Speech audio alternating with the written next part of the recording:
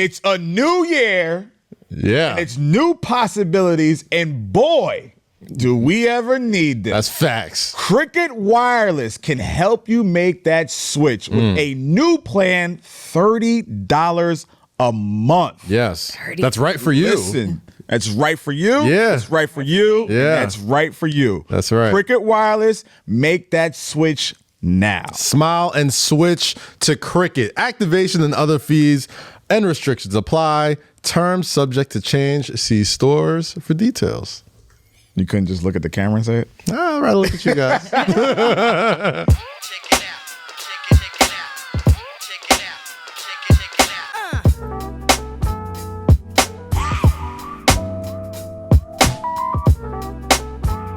What's poppin', people? Welcome back to Say Less. Kaz here. Low's here. Shout out to Rosy. Rosy had to deal with a private matter, family. So love you, Rosy. Hope you're all well. But we're going to hang out here and handle business. Because Jake is here. What's up, Jake? Here. We're in the WTF Media studios. Weezy. Isn't it Weezy's birthday? It's or? Weezy and Alex's birthday. Yeah. Shout out to those guys. Yeah. Love them. You know, hope you're enjoying y'all. Jake, why are you wearing shorts? Why are you wearing shorts? It's almost spring. Not for nothing. It actually is spring. Why aren't you wearing? Wait, it's not. Isn't it like Today's the first day of spring. Today's the first day of spring. Yeah. the 20th? Hey, Yeah. shit. It is. Today's the first day of spring. So why are you asking why I'm wearing? Because it's going to be shorts? 36 degrees tonight. It is. Yeah. You know what Tonight. she shouldn't do? What? You shouldn't leave that door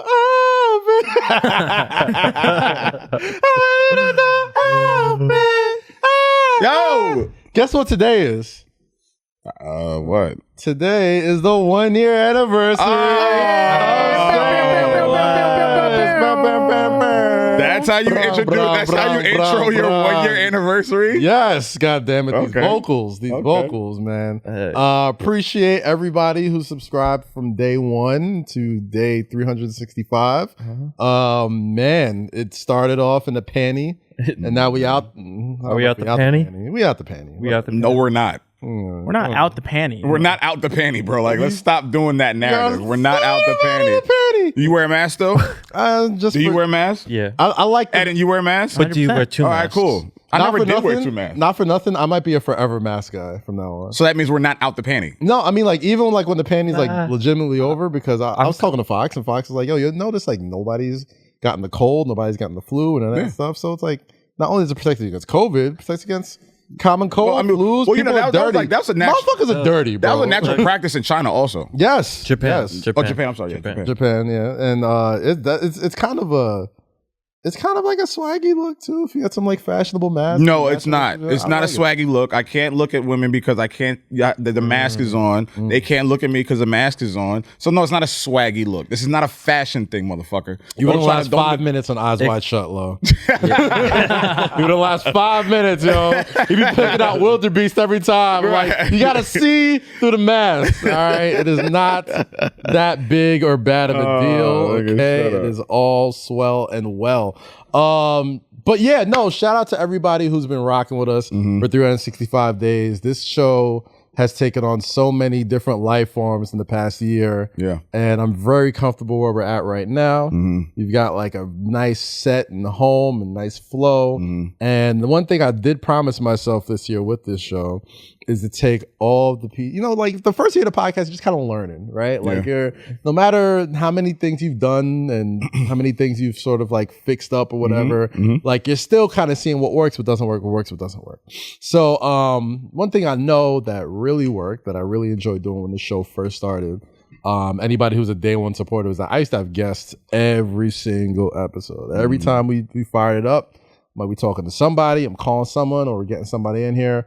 So I'm not going to say who it is right now, but we will have a guest on the show today, a very special guest, one of my favorite people on earth, an absolute great person to talk to today. So this should be a fun one.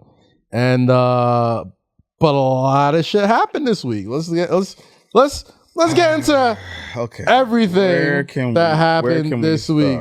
Eden, let's throw on the goddamn Runner Show. What do we got on there? Where can we start? I want to start. A lot of things happened yesterday alone. A lot of things did happen yesterday alone. We can do that. It is the first day of spring, and we can do that. Icy Girls let us know exactly. Yes.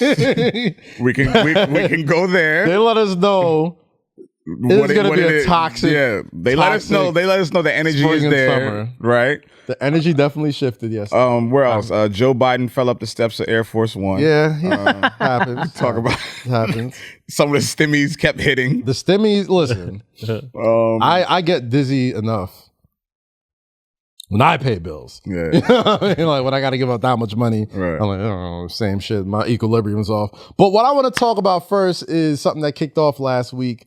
And that is, we talked about Biden bucks last week. What about Kanye bucks? All right, let's talk some Yeezy bucks, man. Last week on Bloomberg, scooped a lot of people out and called Kanye West the wealthiest black man in American history. The wealthiest black man in American history. $6.6 billion is what he was evaluated at on Bloomberg. Mm-hmm. And then next day, Forbes said, Forbes said, nah, son. And they had the pettiest headline too. They was like, no, Kanye West isn't the richest black man in American history, and here's why, ... So I was fascinated by this story, though. I mean, listen, like, yo, I'm not here to count no one's pockets. I'm not a pocket counter either. I'm a notoriously non-pocket counter. You know, whatever his worth is determined to be, I'm sure he's earned it. I'm sure it's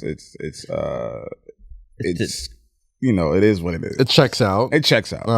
Wait, did he get money from Kim in the divorce? Well, we don't know. I don't know. It's pretty. We don't know yet. I don't know. I mean, listen, I've spoken to a lot of folks about this matter because there's certain things like I felt this coming, right? Like I feel like every year around this time of year, again, I'm not a pocket counter. I don't count people's pockets ever. I'm not. But around this time of year, you always notice like every hip hop dude, every rapper, somebody, they're announcing all their deals. They're announcing all the ducats they getting. All right, it's like, all right, boom. Jay-Z sells Ace of Spades. Sells Tidal. Yeah. Fucking just caking off crazy with these incredible deals and investments that he's had over the years. Right. Timberland and Swiss sells Versus to Triller. Yeah. I mean, another big deal, right? And it's like you see the motherfucker. I ain't sell cheat sheet yet. So we cheat good. Sheet is still. I ain't sell cheat sheet yet. Apple Music property. No. You can still get your cheat sheets courtesy of Lowkey. I ain't sell cheat sheet yet. You heard that in easy. But it was very fascinating to me when this Kanye thing dropped because I'm like, all right, listen. So $6.6 billion. That's a number that makes you open your eyes. And the Forbes story was like, well, we can't say that he's worth $6.6 billion because the majority of that story is coming from, you know, the Gap deal and Yeezy and all this other stuff. And he hasn't, you know, it's still in production. It's like, this is just a projection.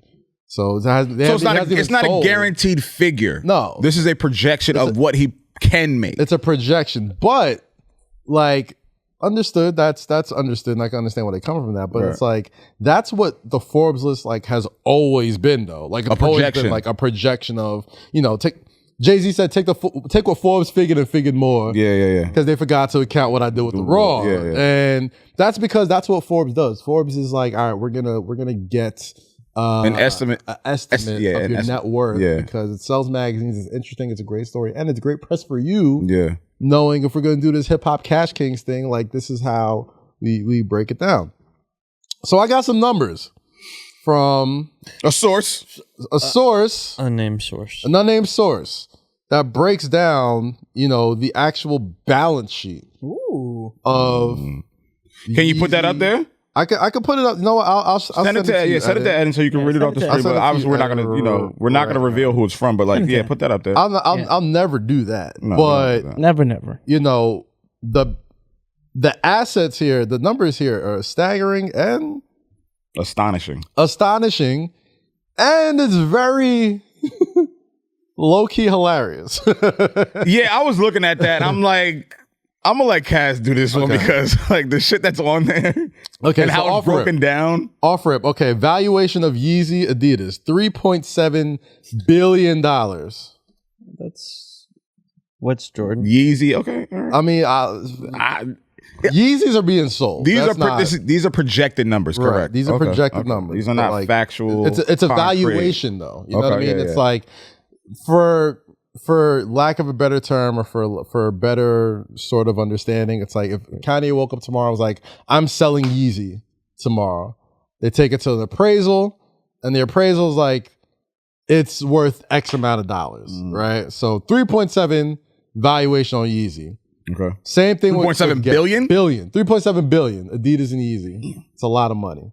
It's a lot of money. A lot of Yeezys. A lot of Yeezys. All right, so here we go. Here's where open it up a little bit. There we go. Here's where things get a little interesting, right? 1.7 billion valuation of Yeezy from Gap. Now we all heard about this Gap, this Gap deal. But is he on the board? yeah, he's on the board. He's in there. Like he is. Okay. As soon as Gap announced like Kanye was down with them, their stock Went up. skyrocketed. Okay. Right. So we got the Gap deal. Right. So there's the valuation. There's Yeezy supply 1.5 BM. Okay. Okay. So here's where it gets a little bit more Tricky. Funky. not funky, but okay. Liquid cash and stocks 123 million. 100 million in Skims investment. Ooh. All right. Skims. What's That's Kim's brand. that's Kim's brand. Okay. Yeah. Oh, right. He did invest in. Yeah. Hey, That's why. buildings and improvements is at 68 million. Yes. We know buildings and improvements and land. So the land that he owns in Wyoming? I think it is, wherever it is. Wyoming. Yeah. So in there. 10 million in artwork. 10 million artwork. I don't doubt he doesn't own a shit ton of 7 million in jewelry. arts. Wow. So here's where it gets funny. 5 million in cars. 1.1 Let's livestock. all this. Yeah, like all this. The last one is what? The livestock. No, all right. So if you talking account about what he's doing with the building improvement and the land, Yeah. that livestock makes sense. Right. Especially the being out in Wyoming. That's the most regular thing if you account the land shit. So I didn't even 1.1 know. billion? No, that's not weird. I didn't know he had sheep. Nigga, you better have sheep if you got land in Wyoming. He's a shepherd. Like it's I'm very just saying, Jesus. does that not make sense? Like, am I bugging? You Nah. can't have land I don't without think so. sheep. I'm sure you can. I'm Why sure would there's you? plenty of people with all right, land. all right, so you have to make your land work for you. You have to make the things on the land work for you. So why would you not have Produce. sheep, horses? Why would you not have that? Oh so you're my just wasting that land. That's dumb. I mean, Not wasting all the $1.1 land. million You are. dollars. No, in sheep it'll and just go up in horses. value Nigga, anyway. right, but then you add value when you put livestock on the land. That's why that shit is worth 1.1 now. That's a great fucking move. I Like, guess. I mean, like what do you that's. mean you gang? Like, why do you have land? I think. You either put property on land or you put fucking animals there. What else do you do with it? I think you make music videos like Bound 2. That's true. All right, good Bound 2 point. is not. Bound 2 was made on a green screen. Bound 2 is not going to make you 1.1 million either. I don't know. That seems like a lot of sheep and horses, though. Like, Bro, why would you not? what is he doing? with Why would you? Are y'all really serious? What's the Debating me point? why y'all would not have animals on land? What is the point? I mean, he could also have the most locals of cut of steak. Word? Bro, is y'all really this dense? Is he like? Is No, he weaving? what do the you mean? sheep Oh my himself? God, Jake, you're fucking retarded. I thought you were Making his smarter than own this. clothes? Like, Oh yeah, does he make his own clothes with the sheep? that's what I'm thinking. I'm like, is he busting the wool? I mean, himself? that they goes to easy? like machinery and equipment. So Yeah, does, see? does that count towards Yeezy? If Ooh, like no. there's wool in the Yeezys, are those? No, is that where it comes? that's That what goes to I'm Adidas. thinking. I'm that is I'm not Adidas, making my own actually, yeah. sneakers. That's what I'm thinking. Like There's that's a for the lot of factory. Let the motherfucking- factory do that. But if I have land, So this is just a personal collection of sheep. no, it's not a personal collection. I'm not doing this with you. You gotta- Because like y'all, you have to have somewhere for them sheep. At least. So you 48 million in land, I'm cool. So here's my thing. The one thing that confused me about I don't even want to like talk this much about livestock. The one thing that confused me about it, all right, livestock, whatever, right? Like you look at Forbes and they'll do this all the time. They'll be like, Kylie Jenner is the youngest self-made billionaire because of like 1 or 2 deals or whatever, right? They give it a cover, right. They put on all this other shit. And it's just like, all right, self-made billionaire. What the hell does that really mean? Like you're not gonna make me bite on why that title or that accolade is not relevant or not real, because like she's not, and I don't want to disregard her efforts of what her company. I don't think it's a conversation like, for her. But it's like, come on, like really, we see the cloth you come from. Yeah, are you really self-made? Yeah, did you not get an investment? Did you you earned all this by yourself? Like, did you really? And I don't want to put anyone down. I don't think it's not even on them. For me, it feels like, all right, so why is it okay for Forbes to have projections to this 18, 19-year-old girl, a 20-year-old girl, and the projections aren't accurate or right for Kanye because it's Gap, and Gap he hasn't sold anything from Gap yet or whatever. Like, what's the difference there? Are you saying like for our? No, I mean, if I'm on Forbes, like it's a strange thing. It's not strange because like they know that story will sell numbers. I can see, and that's it. We know that. I can see that. I think we have our guest today. Hold on, can we? We're gonna jump back into this conversation a little bit. Let's man, fuck this conversation. Yeah, I'm gonna talk to the icon. But we got a special guest today. If you could flip the camera on horizontally, so we could. There we go. Boom. Perfect. Guys, it's the 1-year anniversary of SayLess, and I figured I would get somebody who means so much to me as a fan. Somebody I've gotten to know, and just someone who is an absolute legend in so many different facets and forms. Guys, make some noise for Wyclef Jean, everybody. What's up, Club? What up, Club? Listen, y'all can hear me? Yeah, we can hear you. Yo, listen, first of all, I want y'all to know I'm down in Miami, right? And my mother and them is downstairs. And my mama was sick. She's better. She had COVID. We almost lost her. Oh, wow. So I got my niece, everybody's on the beach, right? And I said, yo, I got to speak to the most important people in the world. Yes. Find me a room right now. And look, this is so real, right? But when I tell you we took over the whole hotel, listen, I'm in a wedding room. There's a wedding about to happen. I was about to say, listen. And I'm having a conversation with some of my most influential brothers from Haiti. This is Isola. What's up? What's going on, brother? Right? How you living, man? This is my whole gang right here. Oh, you in here deep. Okay, yeah. okay. And I know what y'all thinking. Y'all like, this look like a scene from Shotters. I was about to say, I'm like, yo, should I come empty-handed today? Like, there's a lot of Haitians in there. I'm a little shaky, but baby. Oh, Clef, man, it's so good to have you here, bro. I appreciate you pulling up. We had spoken a bunch, and it's really, really humbling to have you come through the pod and talk with us, man. Huge fan, huge legend. What's going on with you, brother, man? How you living? First off, family's good? Everybody's good? Everybody's great, and you got a chance to come to the crib firsthand. Yes. Yes. And they always say that I don't have a rapper's DNA, because, I ain't the one showing that I'm getting on a private plane. Yeah. I ain't the one showing the club in the house, right? Yeah. Man, listen, I went to Clef's house. My daddy drove a cab, bro. And for me, my father always taught me one thing. My father always told me this. He was like, yo, there was a rich man and a poor man. He says, when both of them die, do you know where they both go? Same place. Says, to the dirt. He says the only difference with them is the opportunity. And he says, always remember that. So at the end of the day, I don't care if it's somebody who's cleaning the bathroom or somebody who's taking a rocket to space. You know what I mean? Respect is always mutual. So for me, that's the code that I grew up on. So to be 51, to have kids like Young Thug with records like Wyclef Jean, to be able to have conversations with, Kodak Black, you know, watching him dance to records called Lady Haiti, him and his mama, and watching them vibe on cultural music. You know what I'm saying? And the idea to come to America to have a lot of friends from Africa, Jamaica, Trinidad, all over, like to see the suffering like we went through. Like I got cousins that's deported. We got cousins that's underground. All of us really fought for the same thing. Whether if it was a gangster, whether if it was a musician, whether if we played sports, at the end of the day, I feel like the Pan-African, the diaspora, we all fought for that sense of respect. You know what I'm saying? So I salute y'all 100%. You know what I mean? Of course, brother. Of course. Listen, and you know, Wyclef, you've just been, you know, an incredible influence just throughout, you know, culture and music. And I know you appeared on, you know, the first one with Khaled. I don't want to blow it up. I don't want to blow up Clef's spot, but I went to Clef's crib.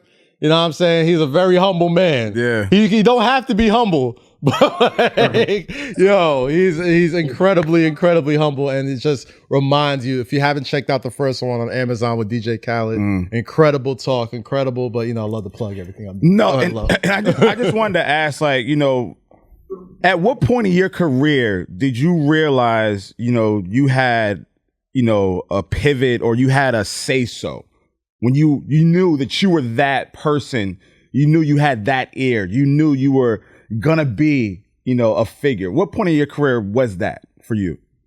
Well, the thing was, I was born in Haiti. I came to America 10 years old. I lived in Marlboro Projects in Coney Island, and I couldn't speak no English.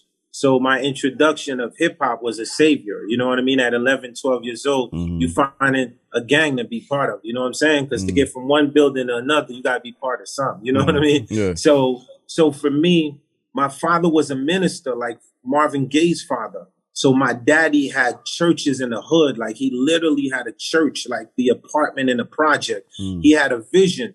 Like if he could take thugs, thugettes, change their mentality, right? To the idea of like what Malcolm X went through and the transformation, he felt like we would be better. You know what I mean? Yeah. So we literally was like the church kids. You know what I mean? So if an organ come in, I got to play that. A piano come in, I got to play that. My sister got to sing. So now by the time that I'm 14, I'm on like 10 different instruments, self-taught. And at 15 years old, a music teacher discovered me because being that I couldn't speak English, I learned how to battle rap.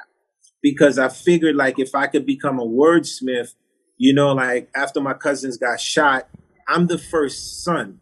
So my sister, every time they going to get their big brother, it's like I'm coming and I'm looking like Pookie from New Jack. You know what I'm saying? Like I'm like $1.15, you feel me? But I'm with my hands nice with the slap box, quick with it. Yeah. And you know, being that I'm West Indian, if y'all know about the West Indians, they're real good with their feet. You know what I'm saying to you? They like footwork crazy. So for me, a music teacher though was like, I'm gonna put you in jazz, and I was like, I don't want to learn jazz. That's for old people. I want to learn how to be a battle rapper. I want to be like LL Cool J. She put me in jazz. Fast forward, I'm 17 years old. I win a jazz competition in Pasadena, California. Left Haiti at 10 years old. First time I'm on an airplane, I'm at 17 going to California. So when we won the competition, I knew that I would have a voice in music, but I thought it would be jazz, right? So as a lover of hip hop, my first music video ever, I was an extra for Eric B. and Rakim. Oh, Don't Sweat the Technique. That's me playing upright bass on there. So you're going from there now in love with hip hop.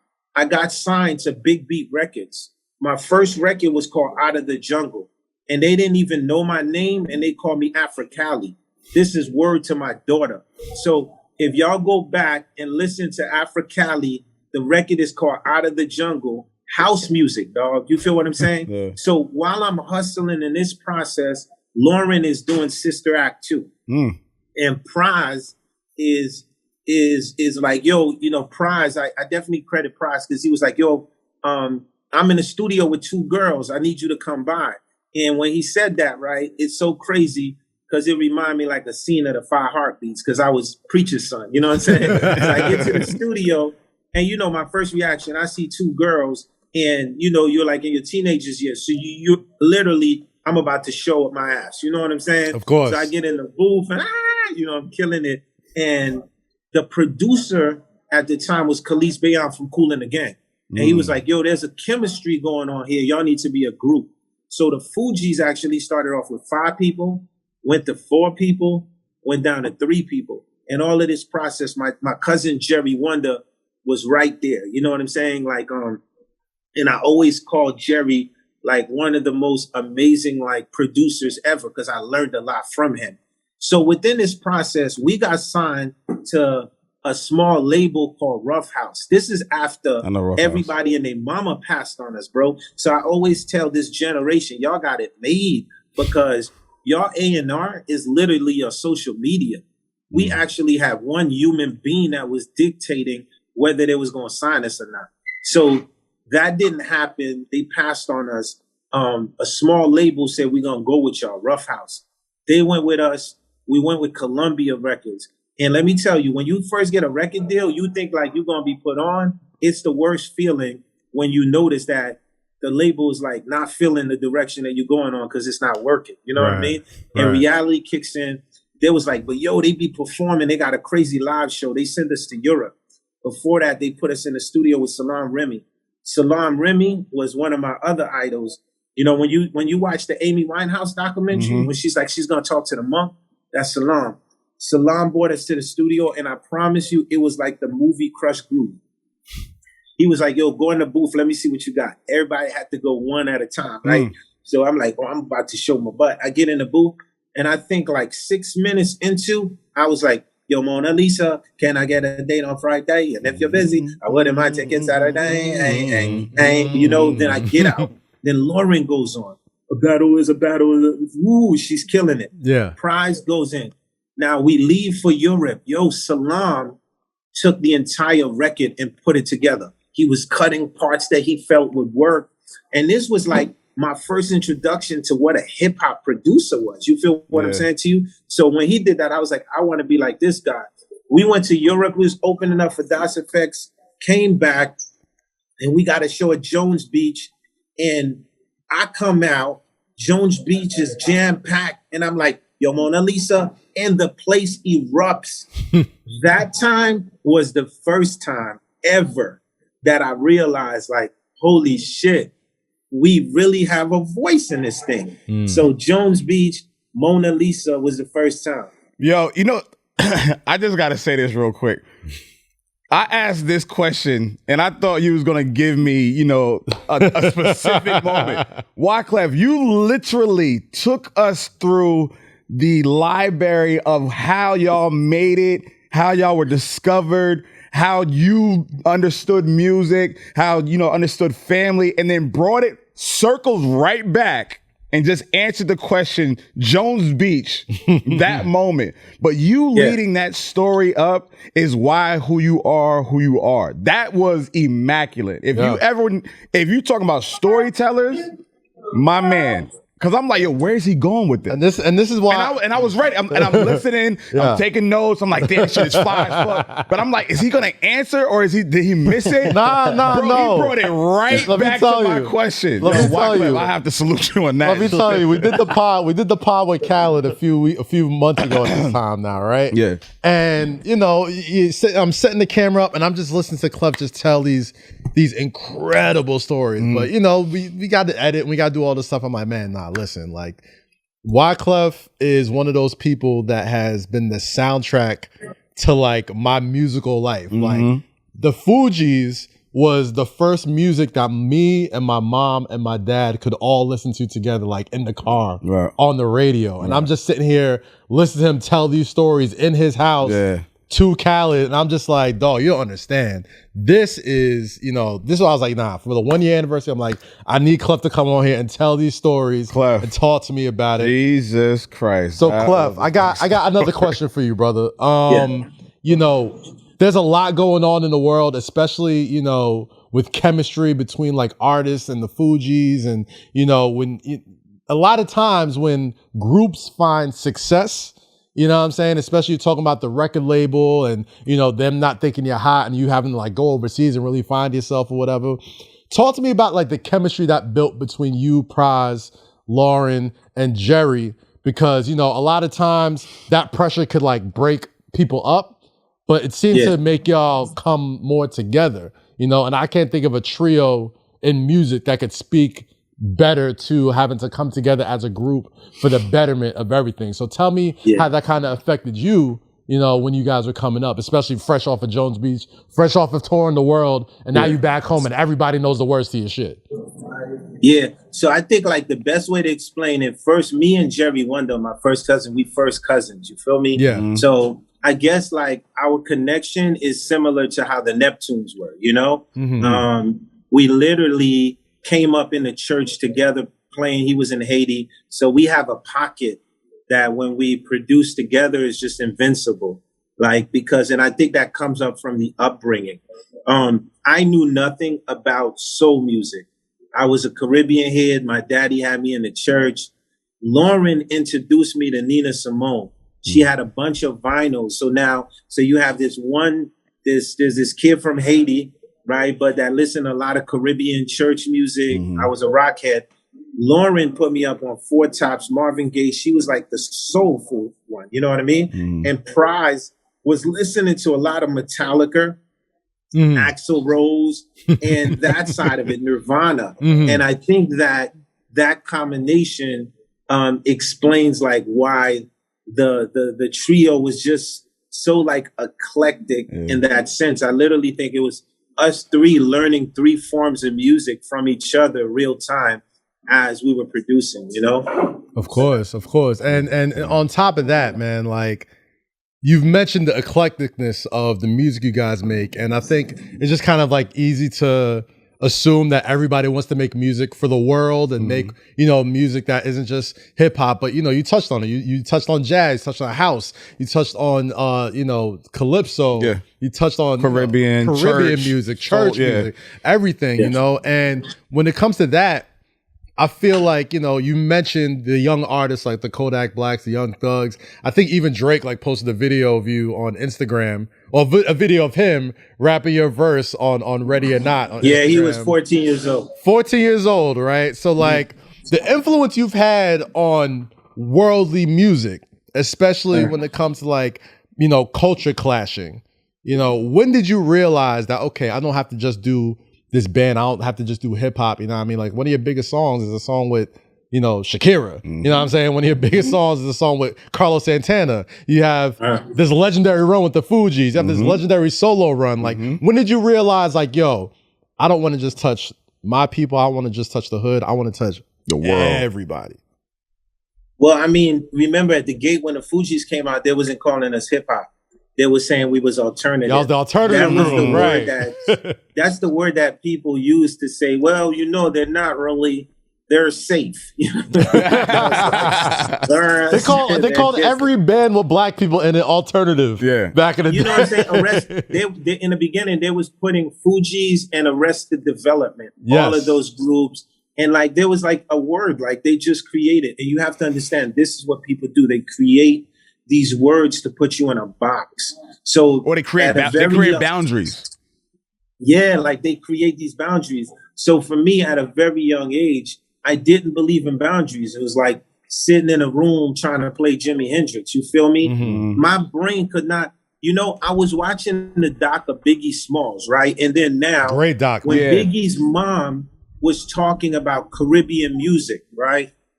So Biggie's mom was speaking about Western music and how she used to listen to country. And I was listening to country music too at a young age.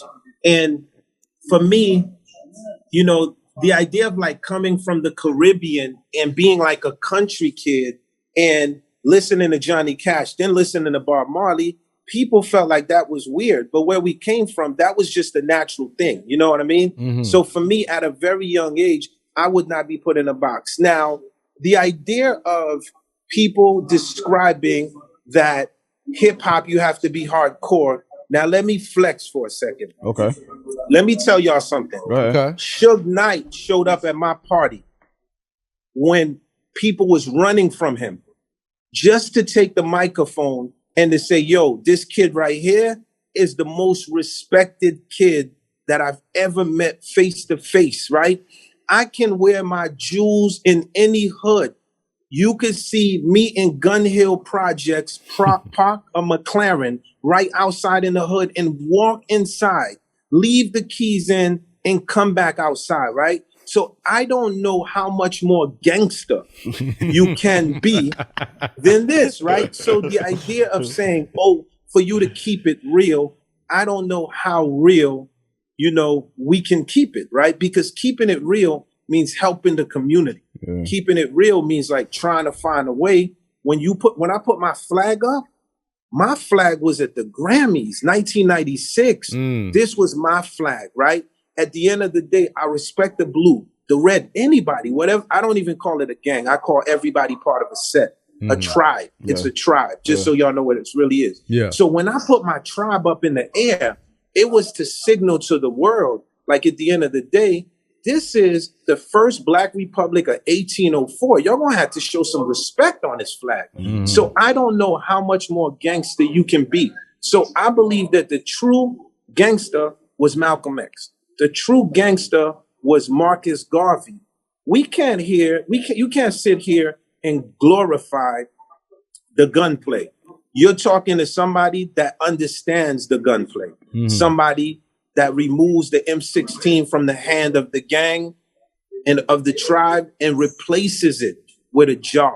So at the end of the day, this was the message of the Fugees. Fugees is short for refugees, not just in the word. Like we really have people who passed away in the Cuban waters trying to get to America. Right. So for me, this was the idea of like, we can't be in no box to do that. We got to be like U2 in order to do that. So we was like, we are not going to be a hip hop group. We're going to be a hip hop band. So that's why you always see the instruments with the Fugees. Jesus Christ, yo. I just, bro, I don't even want to ask another question because like that right I there. got plenty. I mean, I got plenty of questions, but it's just like. I got plenty. This is. When you sit with a guy like that can describe so many different intricate parts of the career, his life, his story, his band, it's like sometimes you just want to sit and just listen. Like I just want to hear this nigga talk. I just want to just like talk about this moment. Boom, true, man. True. No, that's facts, Clef, and you mentioned it just before. Fugees wasn't just a catchy name. Like y'all was really, traveling from America to here, and obviously, when it comes to Haiti, there isn't a whole lot more people that are more prominent than you that have done so much for your country. First free Black nation in world history independently. You know what I mean? Like, and even right now, there's a lot going on in Haiti. There's a lot going on in the country that you call home. And I feel like a lot of people kind of look to you as not just an OG, not just as somebody who, we enjoy as a music, but almost like a political figure as well. I mean, like you've done so much. You've put your money where your mouth is. Yeah. You've been there building stuff for Haiti. Talk to us about what's going on right now in your home country and how, listeners of the show can either raise awareness and help and, just be more aware of what's going on, especially people that look like us, sound like us and all that. Yeah. Well, thank you, brother, for this platform. The first thing that I want to say is I want everybody listening to remember the name Marcus Garvey. Marcus Garvey is important to what I'm about to tell you because J. Edgar Hoover, who set up the FBI organization, his whole plot was to destroy anything Black relevance to movement. All Marcus Garvey wanted to do was organize the trade movement. And at the end of the day, he felt like, why couldn't we trade as a Black man? So me, when I started my foundation, Yele Haiti, you have to understand, in less than 24 hours, I raised $10 million. So what does that mean? I get marked just like Marcus Garvey did by the Red Cross and any organization that's on that sort of level. Because you ain't going to be a Black man and just show up and do stuff like that. So the first thing they did, and when I'm talking about it, at the end of the day, you got good organizations. You got people that's part of it. But I'm talking about how they infiltrate Black folks. If you a Black person, they just want you to sell liquor. They want you to sell clothes. But if you decide that you're going to make a political statement about anything, they say, nigga, we about to put you in your place. Which is so like, I mean, which is pretty much niggas. what happened with Judas and the Black Messiah. Pretty much like you're saying. There you go. So at the thing. end of the day, facts. So I was like, I'm going to rise to the occasion. I ran for president of Haiti. I wanted to become president of my country. I ran for president. They took me out of the race. Y'all seen me. Like, y'all saw tears in my eyes. There's memes. Like, tears would be in your eyes, too, if you landed and saw 250,000 people under the rubble. And then a young kid is about to die, and he looks at me. He says, yo, Clef, I need you to sing me a song. What do you know about that? Doing that transition where you literally going to take someone to the next life. So I tell y'all this because when it comes to Haiti, I don't play. I bleed this flag up and down the same way Toussaint Louverture bleeded.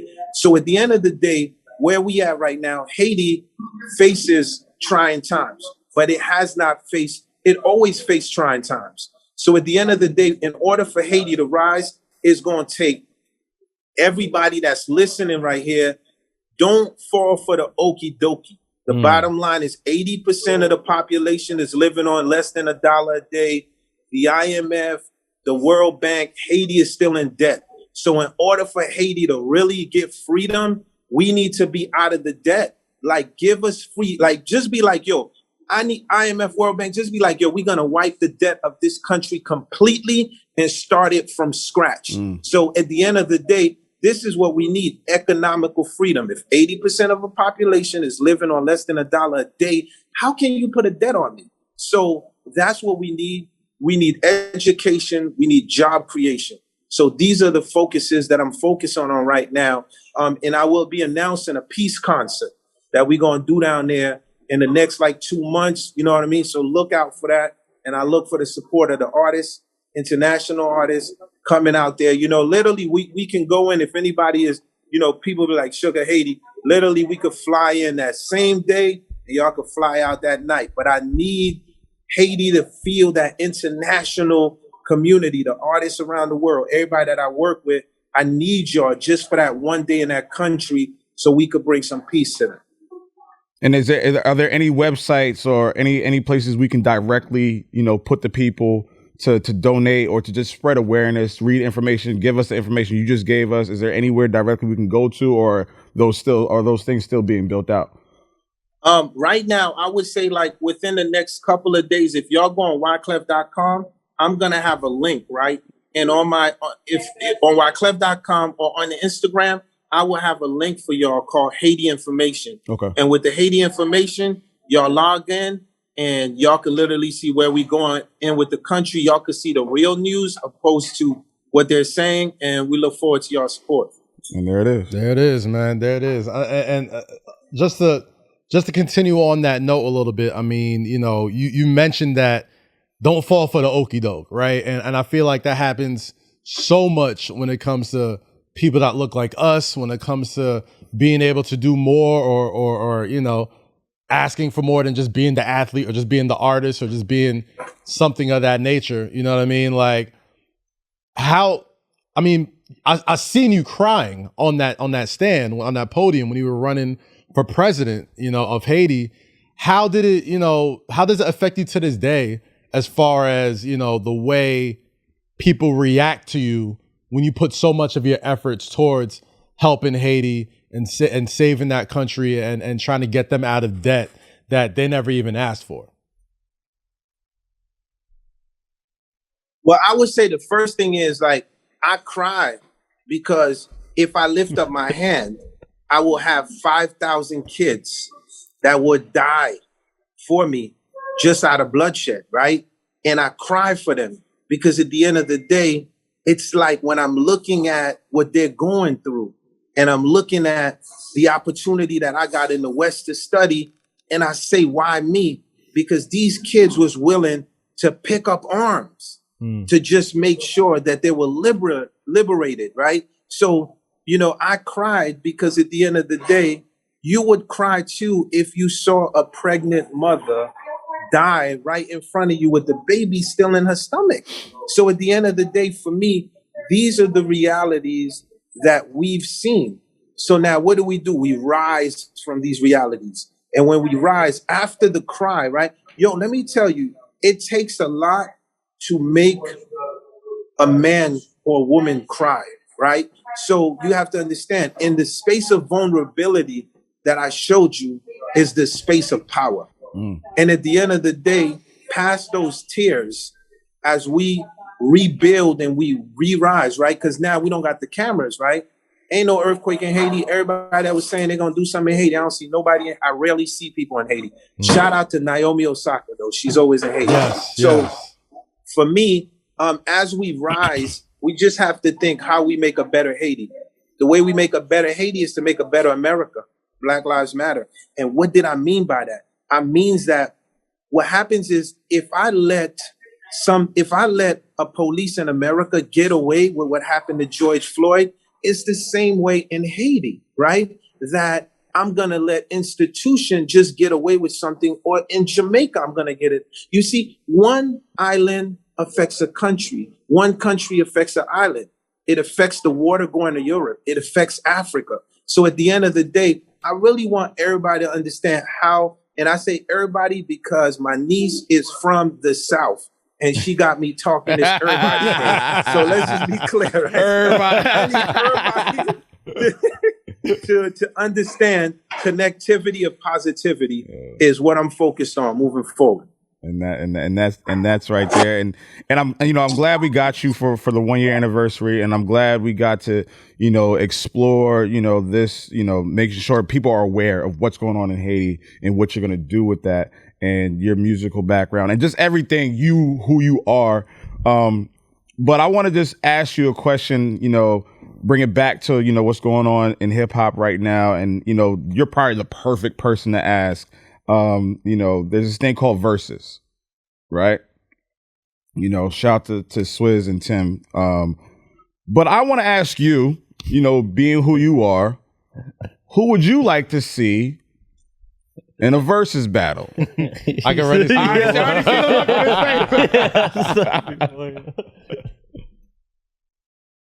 Hold on, yo, we can't hear you. We can't hear you. Hold on, I think I flipped the scenery a little bit. I'm not lying to y'all, man. I literally took over the hotel. I'm in like this whole wedding room right now. So wait, what part of Miami is that? That looks. Where is that? Huh? What part of Miami? South Beach? I gotta be real careful. I need no. I got like. Nah, You're absolutely right. Don't even say it. Yeah. So shout out to Swizz and Timberland for the platform. I grew up with the sound clash. Yeah. So I've always watched people clash back and forth, right? Right. So I would just say, if I was to go up against someone on verses, right? So if I was to go up against someone, there's two people. Okay. There's two people that definitely are amazing. There's three nerds I can go up against. Thug nerds. One is Will I Am. The other is Kanye West, and the other is Pharrell. So for me, I just could relate to the thug nerds a lot. You know what I'm saying to you? No, facts. It has to be somebody. So for me, go ahead. That's like sound clash vibe. Wow. Yo, Clef. In addition to music, man, I'm so mad I didn't even get to ask you about this on the College podcast. I'm glad we're gonna talk about it now. You were part of one of the funniest comedy sketches in the history of comedy, bro. Quoted to this day. Making the band, Chappelle show. You either gonna make this band or not make this band, bro. Take me back to that day, shooting with the band, shooting with Dave Chappelle, comedic genius. You know what I'm saying? Take me back to how did Chappelle even pitch you to be like, yo, we want to get you to do this spoof on the Making the Band and Dylon and all that. Take me back to that day. Well, shout out to Puffy, Diddy, always a visionary. And he was like, yo, I need you on an episode of Making the Band, Yeah. And Puff already knows how my mentality is. I'm very serious when it comes to the studio. Right. So when I told Dylon that you could either make or not make the song, it's a reality of a producer. You got to make that decision in that split second. But it's going to be up to the artist. The artist always likes to blame everybody else. I'm like, at the end of the day, you got to want to do it. And I guess when I said that, then we was on the Chappelle show, and Dave is a friend. He's a friend. I can say that. So when Dave, we did the first time we did, if I was president, I'll get elected on Friday. Yep. Assassinated. That was on Chappelle. Literally, First season. That whole song was a freestyle. That whole day, whatever y'all saw. Oh wow. So, Chappelle's all about the culture. So when I the only thing I could tell you is when I was shooting that comedy sketch with him, it was just so hard to stay serious. You know what I'm saying? Because when this dude went for my neck and was like, you know what I'm saying? Like, and you could see at times I'm smirking. I literally was like, this dude is just we all know that he's a genius, but having a chance to work with him in the actual studio and the way that he uses the genius and how he flips the comedy back and forth, I really still don't know to today how I was able to do that entire skit. Because when I tell y'all my stomach was hurting till today, when I watched how Chappelle choked me on that and I got my long dreads, it was the most funniest thing. Did you ever run into Dylon after that? Like, have y'all? Did you see him after that shit? Yeah, definitely. You know what I'm saying? So shout out to Dylon. I always like when I'm battle rapping, my first line is like, yo, y'all know my favorite rappers of all time. Dylon, and people start laughing. Oh man! I think we got more than enough, bro. Clef, like, I know. I appreciate you taking the time. I know you got a whole lot of things to handle down in Florida with the family. So blessings to you as always, man. Thank you so much for pulling up on the SayLess anniversary, man, and continue blessings and continue rise to the top and everything you do for Haiti. We support you, we're behind you, and man, it's just an honor to have a true legend on this podcast, man. Thank you, Clef. We love you, man. Shout out to y'all, man. One love. And I look forward to bonding with y'all, man. We got to go like shark hunting this time. We ain't going to kill the sharks. Listen. You're not far away, man. You need my birthday? You need my full name? Dude, let's get, all right. I'm getting vaxxed up. I'm getting vaxxed up soon. You know what I mean? Like we gonna be open real soon. This summer's gonna be very filthy. I want to take y'all underwater. Y'all gonna be in a cage. We're gonna see the sharks, and when y'all get comfortable, we're just gonna get out. Y'all with it? Yo, Wyclef, just say the word. Say less. Man. All right, salute, my G. Yes, sir. Take it easy. Love. Thank you. Thank you. That was a legendary. Did that nigga just bad bitch us? Yeah, like, take y'all on a trip. I was like, man, getting flued out. But nah, man, shout out Wyclef, man. Yo, and the thing about it is, those, the stories that he told us and, the things that he revealed, like, you don't get those in ordinary conversations. You get those when you're comfortable. You get those when you're familiar. And the story about just the Fugees being a 5-person band coming down to a 3-person band. Yeah. And then them realizing that shit in Jones Beach. Them listening to Metallica and, Nina Simone and, Clef being the church guy and them blending those sounds together, being the safe band, the alternative, like all those stories. Yeah. You don't get that normally. So I hope people that are watching this interview or watching this episode understand how special a guy like that, who's been in the game for 25, almost 30 years. Yep. A part of one of the most, like I said, he's part epic band. He's part of my musical DNA, man. Yeah, like, so, the Score was one of the first times I bought on my own money. You know what I mean? The Carnival, one of my favorite repping the Haitian flag at the Grammys. I bought a guitar because of Wyclef, and I taught myself how to play Gone to November. He's worshipped in Haiti. Yeah. Like he's worshipped. And it's just a beautiful fact that we can get him on the anniversary. And honestly, that is... Shout out to Kaz. I mean, shout out to Kaz for shout out to Kaz. No, shout out to Maddie too. But shout out Maddie, of course. But obviously, shout out to Clef for just being a historian and just being. And this is kind of what I've always wanted SayLess to be, man. Like that's kind of why you take that year to really figure out exactly what you want it to be like. So the fact that You know, that's what we want to do more of. We want to get these incredible storytellers, these incredible figures to kind of come. I'm not gonna hold you. You know, and I guess we can go to the little stories about, you know, me coming on the show. He was like, yo, when he first approached me, I was like, man, I ain't doing no podcast. I'm not trying to get canceled or clickbait. I ain't trying to. It's a very real fear, guys. Because I gotta, I run my mouth. So it's like I gotta be real careful. He was like, nah, bro, just come on, come do it. He's like, give me 3 months. That's the first thing he said. He's like, give me 3 months. You couldn't sell anyone with that line. And I'm gonna show you. And we're gonna get money. And we're gonna get views. Just give me 3 months. And I'm just sitting here looking at him like, oh, this nigga's fucking capping. Like, 3 months. What the fuck we gonna do in 3 months? Lo and behold, deals start coming through. I'm like, oh, buddy, you weren't lying. Moving, bro. But it was crazy. So yeah, like, you know, that 1 year anniversary, like this is very special to have Wyclef on here. We've had a bunch of guests, but like obviously like that, you know, puts the cap on it. But we hope to have more people. But we've had a lot of experiences, a lot of fun times, a lot of serious conversations, a lot of funny conversations, a lot of just, you know, ignorant moments, but high blood pressure going. High blood pressure moments. Sorry about the high blood pressure. I'm not sorry. But no, and shout out to Rosy for coming through and adding that extra oomph to it. But like this has been during the panty. You know, this has been a very therapeutical situation.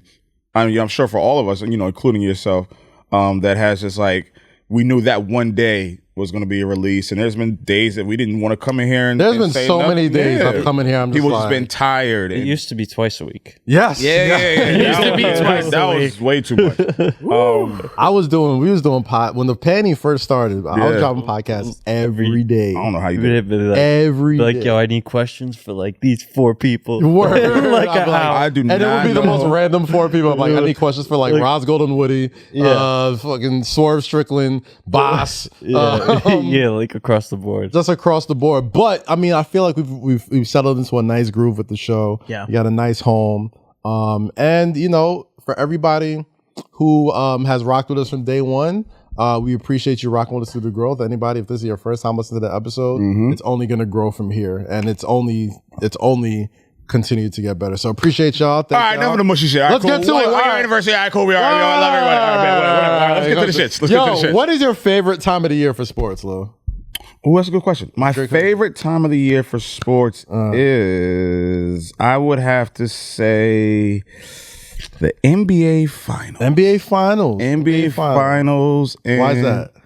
I don't know. Like, I mean, I'm a basketball guy. Like, I grew up playing basketball. So like that, just like the moments around what that represents, like, you know, whatever team is in the finals, whatever player is trying to accomplish what they're going to accomplish, whatever dynasty franchise, just watching that. There's stories to follow. There's so many stories to follow. And I just grew up watching like the Bulls and like, you know, like my father loved the Knicks and, you know, watching the Bulls try to get past the Pistons and Celtics and the Lakers and, you know, Bulls and the Sun, like there's all that. So like I love watching those storylines, and now just watching LeBron and Steph Curry, you know, all these guys, there's so many stories built around it. And it just gives you, you know, you just a nostalgia feeling for me, because I love basketball as a kid. So the weather gets nicer. Weather is nice. You're watching the games outside. You know, watch parties and like, yeah. So I love it. I love that part. Same question to you, Jake.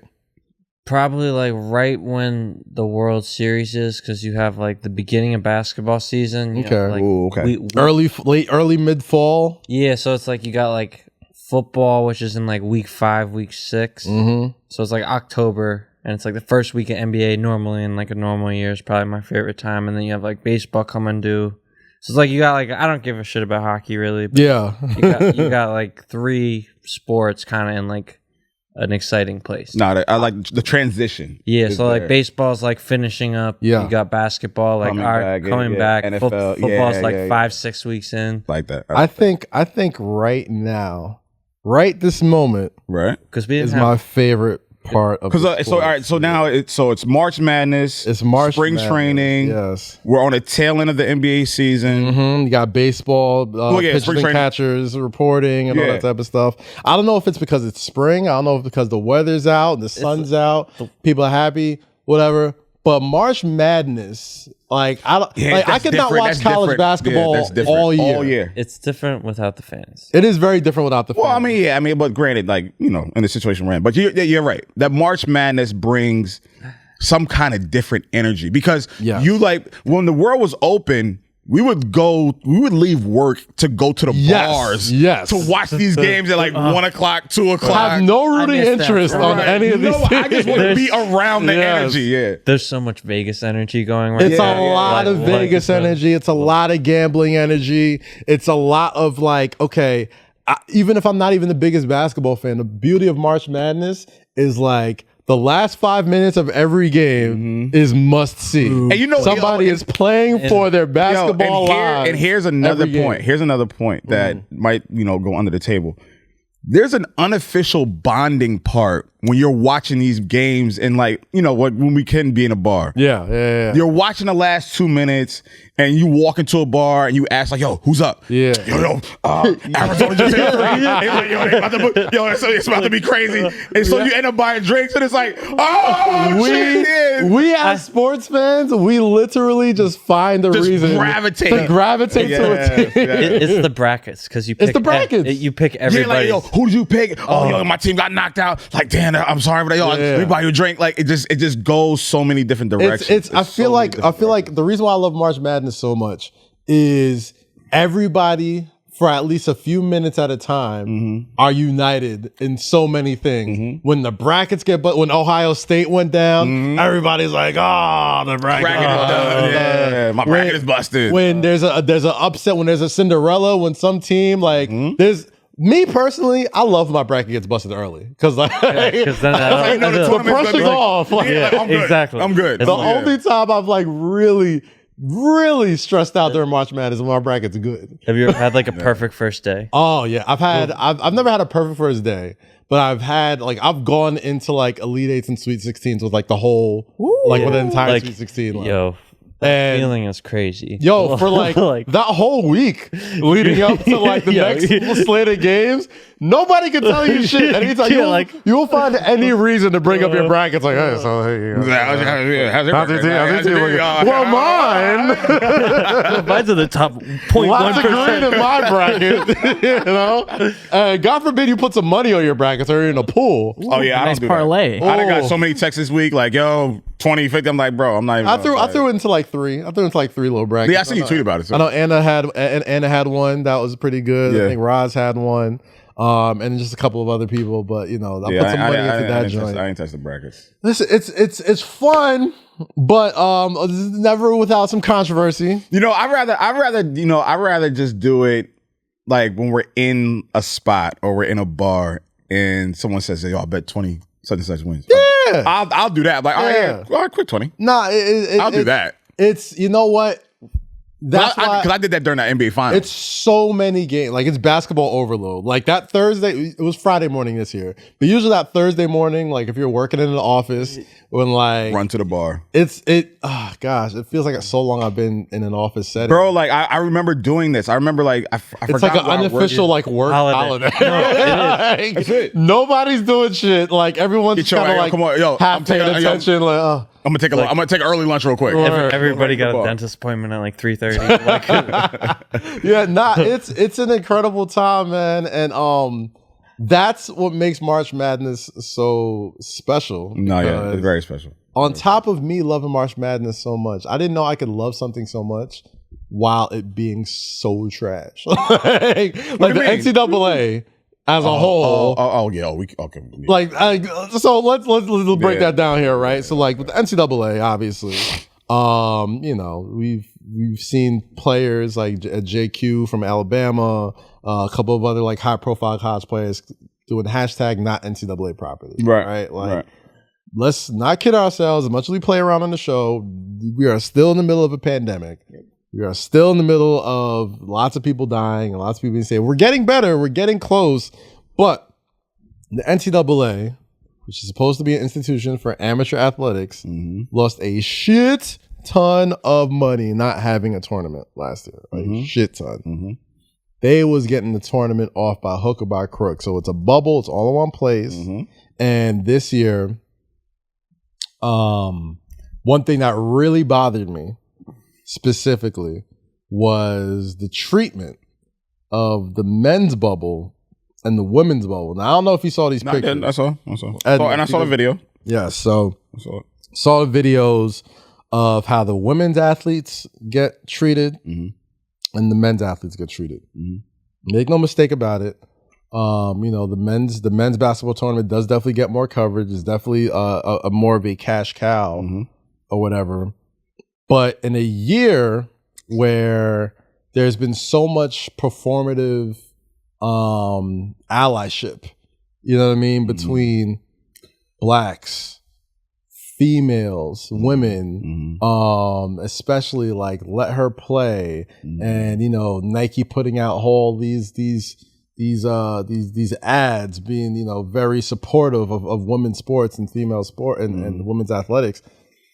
You see that not only do they get trash swag bags, you know what I mean, as participants, but they're basically we're only given a yoga mat and like a handful of barbells, weights, right? And these are the elite athletes. These are, the top of the crops when it comes to women's hoops. Probably everywhere. I mean, like this, as much strides as the WNBA has taken, as a women's league, the women's national basketball tournament is probably the most celebrated women's basketball tournament in North America, right? Like this is, especially if you got the powerhouse there, you got the UConns, the Tennessees, the South Carolinas, the Stanfords, like they're bringing a good chunk of change too. Like they're not necessarily just sitting by like, ooh, please, like, of course, please, sir, can we have some more type shit? Like they absolutely, pull their share. And, I saw a tweet today on the way here where NCAA, like from the official NCAA account, I guess after all the the backlash and everything, tweeted the weight room has arrived, like mad excited. And it's like the thing about that is it's like we don't it as easy as it was for you to do that after you got ridiculed should have been easier for you to do that before anything needed to be said. And and it's just like it's annoying. There's no way it goes through that many channels and you not without one person being like, hey, this isn't right. This isn't right. And it's like, I'm not a part of that club. I'm not part of that organization, so I don't know how it goes, and I don't know who makes these calls and this, that, and the third. But it's just like I hate having these obvious conversations, bro. It's so obvious. I hate bringing it up and like, yo, they need to do better. It's just like, yo, bro, just do it. It's what bothers me is the performativeness of it, right? Like you can't be tweeting out #GirlDad all year. And then you're not putting any efforts, any assets. Like you make a shit ton of money getting free labor. You get the free labor off these kids. You don't pay these kids. Yeah. Their rights are being sold right in front of them. Their jerseys are being sold right in front of them. The least you fucking could do is give them a facility that makes them perform better and X, Y, and Z. It should not be this hard. You're a $1 billion industry. Multi-billion dollar industry. And you're struggling over a weight room? It's not struggle. They've clearly showed they can do it if they want to. You're incompetent over a weight room. They can clearly do it if they want to. I hate whatever. It's corny, man, because it's like, the corniness about I'll be talking about my blood pressure, bro. No. Nah, it's just it's just weird, man. It's funny. It's funny, like the people, like athletes' reactions towards it. It's funny the way people have like clapped back, and I mean, it's the power of social media. It's the power of social media. That's literally what did it. Shouldn't have come to that. Is my at all? Yeah, no, yeah, you're right. Yeah, shouldn't have come to that. Yeah, clearly right. It's like like you were wrong. This is how out of touch like people from the NCAA are. It's like these are a bunch of early 20s or teenagers with cell phones. Like you don't think they're gonna compare and contrast? You don't think they're gonna they're in a bubble. They're not allowed to leave. Shorty was like, here's the men's shit and here's our shit. You didn't think that was gonna blow up. Business wise, like even if like even if in the back of your head you're like, well, we're not gonna make it. Like even just to do your due diligence so a PR nightmare like this doesn't happen. How the fuck do you not play into account that all of these young women are going to not notice say the anything. stark difference with their social media, with Yo, their it's a lot. But see, like, and that's not just the NCAA. That's just what a lot of brands. Yeah. That's what a lot of Didn't happen with the NBA. I mean, it's with everybody. Yeah. It's with everybody. A lot of these brands sometimes are obsolete or oblivious to the obvious. And it sucks that we have to continue to have these conversations, but this is why we use our platform to have these conversations. But it's like, bro, like y'all don't get it. Y'all still don't get it in 2021? Listen, man, shout out my MSGPM co-host, Monica McNutt, former Georgetown Hoya. You know what I mean? Like, she's on SportsCenter this morning. Incredible talent. Dope. And we're gonna get you on SportsCenter too. We're gonna get you on sports. If the Lord allows. The Lord has allowed you. The Lord has allowed you, brother. SportsCenter is lucky enough. If SportsCenter Listen, the Lord has allowed you. We're gonna make sure you get SportsCenter, First Take Undisputed. We're gonna get your ass somewhere. Like I said. Fuck that. That nigga needs to be They somewhere. gotta cut a check. They gotta cut a check. They gotta. I appreciate your I gumption. don't give a fuck. I seen this man grind too hard. No, he need to be on a national stage talking his shit, looking great, and just representing for his family. Fuck that. He need to be on that shit. This is the 1 year anniversary, so I'm giving my flowers to everybody. Jake, I'm gonna figure out what I'm gonna talk about you later. Another And episode. like, you need to be, directed for the Grammy. So we gonna make all this happen, goddamn. But shout out Monica McNutt, man. No one's gonna say nothing about me. You the man, Lo. Yo, I love your face. What me to say, man? I'm playing. Cut off me giving Monica a flash. Shout out Monica McNutt, man. yeah, Incredible Monica. talent Of course, person of course. who's been putting a lot of spotlight on the differences in the women's bubble and the men's bubble. Nah. But and also shout out to Lo, man. You are. Are those new Air Force Ones? Well, you told me to dress up today. Are those the same ones from the? No, I went and bought a new pair. Eden said dress up today because we're taking new pictures. Me to purr. I had to go get it. I literally just bought these. Those have been worn. Yes, I'm wearing them now. Full So this is the first time. Yes, I literally just put them on, Eden. The bottom. Why Eden? That's Jake. I mean, Jake. I had to walk in Kaz here, did right? that too. Clearly, your shoes aren't new. Neither are your shorts or your socks. These are new. Eden told us to dress up. These shorts. He wasn't talking to me. Yes, he was. I mean, you actually are on camera. yeah. What? Nah. White people always say they're excluded from shit. They are. You ain't talking to me. Yeah, we are. Too close, man. Yeah, yes, we are. I'm outside the norm. All right, what we got next? Oh man, let's see what's on the rundown. What's on the I know we rundown? talked We some got a Weezy, we talked to sensitive. Clef, we talked some March Madness. Sensitive. Snyder Cut. Just Sean? Snyder Cut. Did you watch the Snyder we- Cut? No, Justice League. I don't have 8 hours of my life to do that. I didn't either. Y'all can talk about that. Did you watch it? You guys want to? Oh my god. White supremacy. I literally have no idea what you're referencing right now, so I can't even laugh or be mad. Shout out to the geeks that checked out the Snyder Cut, all 4 hours and 7 minutes of it. Jake, did you see it? Eden, did you see it? No. Lo, did you see it? I literally just said I didn't. Did you Well, see it, you geek? I sure the fuck did. I had 4 hours to kill. I watched half of it Friday, the other half Saturday morning. I will say, it is a. Have you seen the original Justice League? Yes. Original Yeah. Justice League, Joss Whedon, original joint, whatever. Okay. Digital mustache, Superman, scary face, Yes, that Flash, shit looks all great. that shit, trash. We all understand it was trash. Could have been better. This Could have been better. this mythical Snyder Cut has lived for a long time. The Snyder Cut is Zack Snyder. Zack Snyder was the director of this movie, and I'm listening. this exact reaction. I'm listening, bro. Go ahead. This exact reaction I got it. Is sums up my thoughts on the us Justice know. League Snyder Cut, man. was it bad?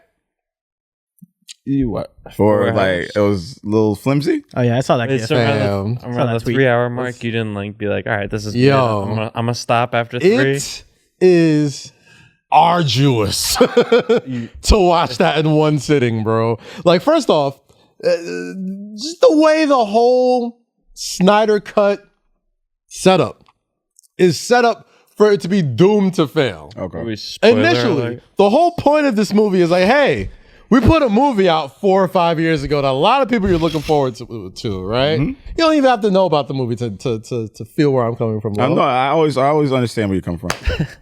We put out this movie 4 or something years ago. Right. That was so ass. Okay. We had to call the guy that quit in the middle of producing it and directing it to be like, hey, we'll pay you X amount of dollars to finish your vision. And that's the Snyder cut. Watch it. And that is the Snyder Cut, right? And how was the Snyder Cut after he came back to reproduce it? So you have to understand, it is a product of the pandemic world that we live in, right? You couldn't enjoy this movie in glorious IMAX or some massive screen or whatever. So initially, you're going to HBO Max, right? You turn on your TV, you say, boom, first thing you see, Justice League, Snyder Cut, great.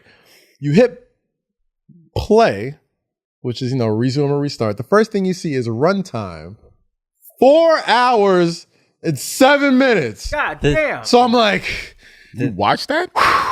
I'm like, all right, it's Friday night. So I put it on. You watch 4 hours of some shit? Did you force Jazz to watch it with you? Yes, I did. God bless you, Jazz. As soon as you press play, you see a bunch of dots in the middle of the timeline, right? Like, you scroll back forward, stream, it's like whatever. the Pinot when they give you different scenes. So as soon as you're hitting play, first off, you're gonna just walk over that? Did you what you just said? It's like porn.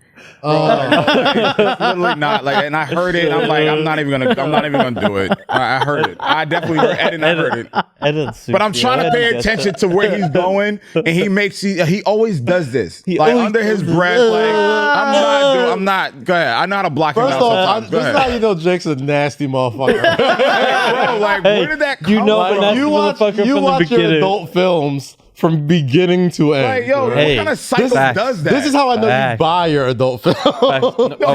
Jake still has his adult films on VHS. Yeah, facts, B. And he gets up from his bed and presses rewind. Hey, that's how I know he is a sicko. We're running an NFT on all my old VHS tapes later. That's what's gonna go up when they do NFT for adult film stars or whatever. Hey, Lisa, we'll ask Lisa Ann to do it. Millions, but we'll get Lisa on the show. She was supposed to come this week, but Wyclef is on this week. But we'll figure it out. But yes, you were watching the Snyder Cut. So watch Snyder Cut. Boom. Yo, you're fucking nasty, Jake. Yeah, you are nasty, bro. Yo, you're sick, bro. I'm sorry, but sorry. Continue, Kaz. Your adult film searches should literally just be searches. Sucio. That's how I know Jake is gross. He literally just hits play and just on anything. Like, let me see what this is about. He has his own Snyder Cut viewings every day. I hit the. He's like, you watched that for 4 hours? He's like, that's a light day. I hit the. Run that back. He's like, Booty Talk 56 was like 6 hours long. So that's a light viewing session. I hit the random video. Yo, that is nasty, bro. Jake is nasty. You a nasty boy. White folks are nasty as hell, bro. I'm sorry, anyway, so there's so many things already working against me for this Snyder Cut viewing, right? You see the dots, and as soon as you got to one dot, it said part 1 with I'm like, oh god, this is gonna be a long view. Like the strip. The credits itself, the first 45 minutes of this movie is completely useless. It's useless. Like, you are sitting there. First off, if the movie was in regular motion, it's 2 hours and 10 minutes max. Right. Because everything's super slow. Bro, first off, you're better than me. Yo, you have way more. 1.5x. Y'all got way more patience. I don't understand why y'all sitting here watching a movie that's 4 hours and 27 minutes long. I had to break. After a fucking producer quit. I had to break out 2 hours on Friday. I watched the rest Saturday morning. Bro, like, y'all could have did something else with them 4 hours. And there's a whole epilogue at the end. Y'all better than me. I'm like, epilogue. Yo, the nerve. Nigga, 4 hours? And you have an epilogue? Nah, you gotta pay me to watch 4 hours. I can't believe they tricked y'all to watch that movie twice. Listen, that's the only thing I respect about it. It's like they got 2 washes of the turd off of this. They got to wash this turd twice. You're like, that's crazy. Here it goes, nice and sparkly and golden for you. I will say this: Cyborg got a little bit of a better look. Cyborg looked better. That's cool. Flash was cool. You know what I mean? Superman didn't look fucking scary. He didn't give me nightmare fuel with that digitized mustache that he had before. Batman getting washed like he always does in every damn movie. Batman is. Are you Batman fans? I don't watch DC comics. I'd Just rather Batman in general. Oh no, yeah, I watch just the idea of Batman. The first two I watched. Is Batman a superhero to you? Yes. Yeah, why wouldn't he be? Batman's a superhero to you? He's a meme. No, He has a different level of intelligence. Wait, why is he not a superhero? Because what is his superpower? What's his superpower? Nigga's a And brolic, they make a joke about it in the brolic movie. motherfucker with a beautiful Batmobile. What's that? Is that a superpower? Can he fly? He's got No. He's got like white privilege. Yo, cut his mic, please. It's facts, though. When do he have white privilege? I read a tweet. They said Batman shows, he cuts off half of his mask so the police knows he's white when he commits crimes. Open your third eye. I don't even want to have this The amount of conversation, petty bro. crimes that Batman. Open your third eye. Open your third eye, King. Don't listen. Open your third eye, King. Don't decelerate my Listen. superheroes as a kid. Don't we're not doing this.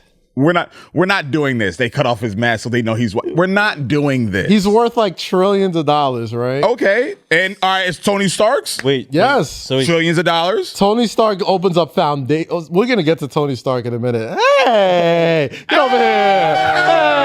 Hey, get here. Come on, pal. Weezy. Hop in. You came in right on time. Happy birthday. It's your birthday today? We were talking about how whack Batman is. Hey, hop in. Take Jake's seat. Take Jake's seat. God damn it. Yeah. You just missed Wyclef. Yeah, it was great episode. But we were talking about why Batman I love sucks. when Everybody say hi to Batman Weezy. Hey, just Weezy. Well, thank you for having us in your humble abode. Appreciate it. You're welcome. Thanks Weezy, for what's being here. poppin'? Kaz is keeping the lights on, y'all. Yes, damn right. We're here every week. Where the hell is Rosy? Rosie had that's- a family thing to Damn, take that's care the of only reason today. people like the clips. This is true. Oh, I know. Yeah, nice seeing you. Bye. I don't know about Batman. You didn't watch Justice League? You didn't I watch- watched. No. Okay. She's just She was busy doing like Breakfast Club stuff. How's Breakfast Club? Congrats on Breakfast Club. Shout out Whoreible Decisions. All right. That was fire. How was that? Welcome to the club. I want to be did it like 3 really times. low key about it, but I didn't feel famous until yesterday. What happened It's a yesterday? big fucking There's platform. like blue check niggas in my DMs. Ooh. They weren't there before? Like not like good ones. Oh, you got a new crop of blue check niggas. One nigga was like, "I know you're gonna ignore." What did he say? He said something like, "I know you're gonna ignore this later." I was like, "Oh my god, I am." It wasn't anybody. It wasn't anybody I would recognize, would it? No. Not at all. I can't fuck with industry niggas because like once you fuck one, it seems like you've got them all. You know what I mean? Ooh, Wow. All right. Yes, that is. Wait. What do you mean? All right, wait. What do you mean in that aspect? Bro, like if I fuck one industry nigga, like I'm a hoe. I can't just be a hoe like in real life. I'm already a hoe on my show. I was about to say like, oh no, this is back. You know what I'm saying? I can't double the it thought is down. already out there. Yeah. I see. So like, if you do one, it's gonna just seep through. Yeah, like I feel like I'll lose credibility. Like I could fuck 10 regular niggas and nobody would know. That is very true. No, I mean, No. listen. It is Yes, it 2021. is. In regards to industry talk. Here's my thing, though. So I understand what she's saying. It's 2021, right? That thought process is starting to kind of leave a little bit. No, it's not. You know what I mean? Well, I don't mean it as in like a shameful way. Like I mean more so like opportunities, right? Okay. Like people don't want to fuck with hoes. This is just the truth. Like obviously I am try to empower hoes and want women to feel liberated, but like I know at the same time, like if people feel like I'm moving too crazy, then I will miss out on opportunities. That is the industry lineage. Like I do understand that comparison. Like she just like fucked a regular nigga that just had a regular job. It wouldn't matter as much because it's in that realm of You like, should see me at like a FedEx. I'd be like, damn. All right. So, But if it's one industry nigga, then it's just like, oh yo, I touched that. Yo, like it's a wrap. I have like in my head, I like if I understand could hit like an industry nigga, like who they would be, but also like I definitely understand that. Like, okay, it's a couple. okay. All right. Lisa Bonet, Let's run Lisa down Bonet and Jason Momoa. we were just talking about Justice League, Aquaman. Whatever he does, yeah. Yeah, he's him. Aquaman. This is Whatever how whack that nigga does. This is how whack the movie is. She comes in and says like, okay, there's this one rule I will never break except for this Yes, guy. I too would like to be Aqua Woman. Okay, whatever he could do. She hasn't even seen the fucking movie. That's how whack it is, yo. I don't- Bro, this nigga broke down like 20 minutes of the Snyder Cut, and we were just like, all right, like. He didn't even get to the middle yet. Yo, bro, he was stuck on the intro. Is for this 15 really in your minutes. outline? Wow, for those of you who are still here, thanks. What kind of podcast is this? How about you say less, nigga? It's literally him. It's like, Let's go through something else. Go through Falcon and Winter This Soldier. podcast is a microcosm of how my You guys had on Wyclef, and now you're talking about. Yes. This nigga. And now we're talking about the blue checks in your I'm DMs. glad you came in here. And we're missing Rosy, so Y'all like half kicked the the white guy out viewership quick. is dropped. Bro, this nigga loves talking like geeky shit. Like, He said, "Get up." what's the best time for sports fans? It's March Madness, motherfucker. We're not betting on sports. We're not watching these kids. It makes sense. It makes sense for our conversation. But I want to ask Weezy, your birthday. Yes. Happy birthday. 365. How are you feeling right now as opposed to last year when your birthday hit? Because we were just going right into the my pandemic. birthday, like the world went on lockdown during my birthday. Exactly. And like Pisces. Oh, it was terrible. My nigga was like, I was like, so you just got nothing? You thought you couldn't go get a card because of COVID? You could have typed one up. I was so upset. It was terrible, but it was great. Honestly, it's interesting because Is like nigga at the time or still dude or he was These are the That questions answers- we need. these are the Kaz. Yeah, like, these are the questions people want to know. I mean, you know, is it nigga now or the nigga gone? I can only assume by that non-answer that no. it's not there anymore. This is why you should have got. Oh, Are you like? Do you see yourself? Balling. Bro, she's like, Are you dealing drugs on the side? For you guys that are listening, bottle of liquor. That's Lo why just my had cash- money in his pocket falling out. No, that was just me trying to detour, like, But anyway, so obviously he's not the nigga anymore. But no, like this year, I learned like from COVID. Normally, I want to be like on a boat or fucking traveling somewhere. But I was like, I just want to be with my parents. I went to the nursing home and saw my grandma. It was nice. Oh, that's Nice. beautiful. That's Like that was a great birthday for me. Then I surprised Alex, That's beautiful. which was fun. His birthday's the next Is he day. still in Miami or is he back here? Yes, he is still in Miami. I hate it. Ain't nothing wrong with that. Ain't nothing wrong with that. It's hard, because like I know he wants to be here too, but like that's his job first. Just got like things to Whoreible is do. my Yeah. job first. So. Yeah. You got things to do, man. But Speaking of horrible, again, congrats on Breakfast Club. Thank you. It was you feeling. You said you didn't feel popping until you got off the show and the blue checks was hopping. No, in I there. felt popping from it because like I think it really like validated what I do. Like I think we all know people that podcast know and understand that Whoreible is like a big podcast, but it made me feel like it was a great milestone for us. Yeah. And also, like, I feel like the interview went well. Like, there's so many ways it could have gone. Don't get me wrong. Like, the Breakfast Club, of course, posted, like, a thing about pegging, and there's 5,000 comments like, look at the black agenda. This is what they're trying to push. We knew Charlamagne was gay. Like, niggas are going crazy. But then it's funny because they posted another clip about, like, why sex podcasts are positive and great, and it was 30 comments compared to 5,000. You know, negativity travels far. Yeah. That's but, like, the it game. still gets clicks, so, like, I understand. It's fine. No, I think also, before the Breakfast Club interview, I think you guys were already validated. I think you guys have made your mark. I think you guys have really set, the tone for a lot of podcasts. So we just want to, just give your flowers. And Thank you. As a man who sits in on a ton of pitches about podcasts, you guys are the benchmark for a lot of Very shit. much so. Like Thank people you. like Very much it's so. like horrible decisions, but blah blah blah. I'm like, is it? It's really not. That's really People do be saying that. People really do not. that shit, man. Like, but nah, man. I just want to give you your flowers too because I've known you for a long time. I've known you since the pod started, and I talk to Charlamagne damn near every day, and he speaks so highly of you and Mandy, and Thank just you. the amount of support that you guys give each other and everything that you've done so far, like even the stuff that's a little cringy and stuff that I'm not comfortable with. Name like, one. You make, Yeah, name one. you Name make one that's people- not the booty hole. No, it's not the. It's not so much See, the that's booty it. hole. Everybody's scared of the booty I was about to say, like, we did an episode before. Yeah. like, Dude, that way was back so when. much fun. It was and so it was fun. the worst audio we've ever had in the history that of Whoreible episode? Decisions. And Alex fucked that up. So the irony. Hey, Yeah. man. Now, let me tell you what happened. Oh, it's the older. The was 3 statute of years ago. limitations. Yeah, is it's shit. old. A But long time Lo and ago. Kaz came and I was so excited because like You're talking about Palooza and stuff. Yeah, like, and stories. Yeah. and mind you, like I had just moved to New York. Like Mandy knows everybody industry and I didn't really. So I was like really excited to have y'all on. Like it was just really great. And it was so fun. Sounded like shit. If y'all go back and listen to me, it was so bad, but the content was great. But God damn it. The content was You had on those Fantastic. suit joggers. I remember. I had literally just got off a plane. I was still at WWE at the time. Yeah, and you so wore I had that just to came work. fresh Yeah. off the plane. I was like, no, I'm doing this pod, and that episode was hilarious. It was. That was we were in Long Island City, right? And you're so uncomfortable talking about sex. Kaz is so yo, weird. he can talk about like sex. He don't like it. And Love's like, yeah, give it to him.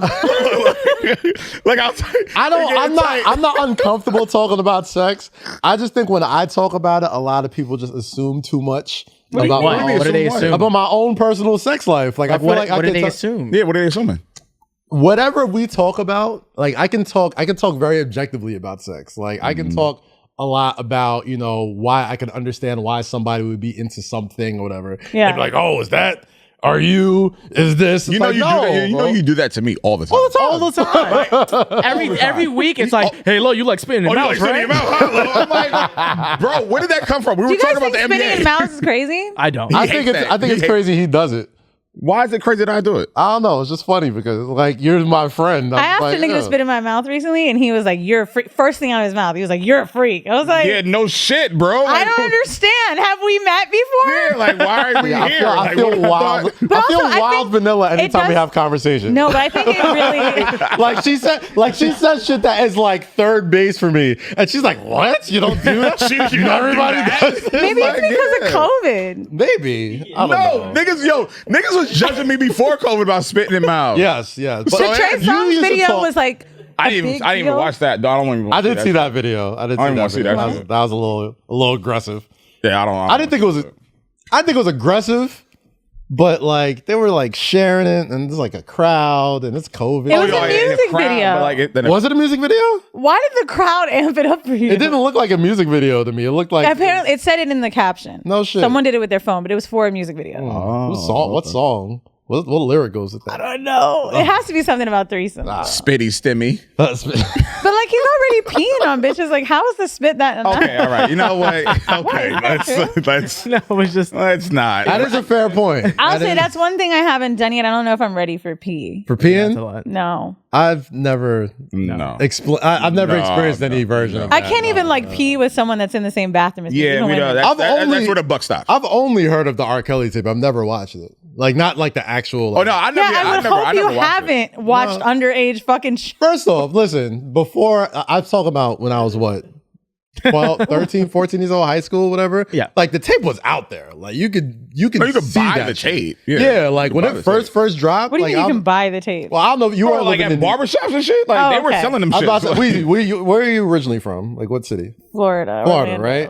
Okay. So when the Kelly tape was out, like you can literally go to a barbershop and like get like the OG shit that Or they Okay, just go fair, on 'cause that- 125th and see it on the blanket Yeah. of like all the VHSs. Like the bro, like you know what I'm talking Yes, about. Like, that shit was out there, no, bro. I'm not like, saying he bought it, but like that's how but that's how niggas would sell tapes. They put a blanket out and like, bro, it was you a saw- different time, you people. saw it, It was yeah. a different No, I time. hear It wasn't streaming.